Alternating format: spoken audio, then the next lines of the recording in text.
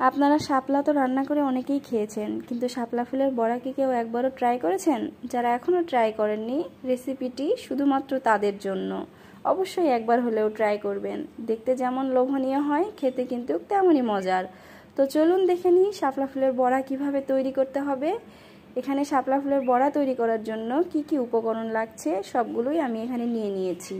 এখানে আমি নিয়েছি হলুদের গুঁড়া, মরিচের গুঁড়া, লবণ, হাফ চামচ ধনিয়ার গুঁড়া, হাফ চামচ চাট মশলা, হাফ চামচ আদা রসুন পেস্ট, আর নিয়েছি হাফ চা চামচ কর্নফ্লাওয়ার আর হাফ কাপের মতো চালের গুঁড়া। সবগুলো উপকরণ আমি ভালোভাবে মিশিয়ে নেব এবং একটু একটু করে পানি দিয়ে পাতলা একটা ব্যাটার তৈরি করব। খুব বেশি পাতলা করব না, আবার খুব বেশি ঘনও করব না। দেখুন কনসিস্টেন্সিটা কেমন হবে আপনারা দেখেই বুঝতে পারছেন। এদিকে আমি শাপলার মাঝখানের যে হলুদ অংশটা রয়েছে সেটা ফেলে দিয়েছি আর শাপলাগুলো খুব ভালোভাবে পরিষ্কার করে ধুয়ে নিয়েছি।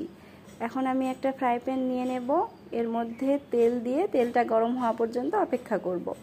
তেলটা যখন গরম হয়ে যাবে তখন আমি বড়াগুলো তেলের মধ্যে দিয়ে মিডিয়াম হিটে বড়াগুলো ভেজে নেব। অবশ্যই মিডিয়াম হিটে ভাজার চেষ্টা করবেন, কারণ হাই হিটে ভাজলে বড়াগুলো খুব তাড়াতাড়ি হয়ে যাবে, ভেতরে কিন্তু কাঁচাই থেকে যাবে। তো কেমন হয়েছে রেসিপিটা অবশ্যই কমেন্ট করে জানাবেন, আর অবশ্যই আপনারা একবার হলেও ট্রাই করবেন। আজকের ভিডিওটা এই পর্যন্তই। ধন্যবাদ, সবাই ভালো থাকবেন।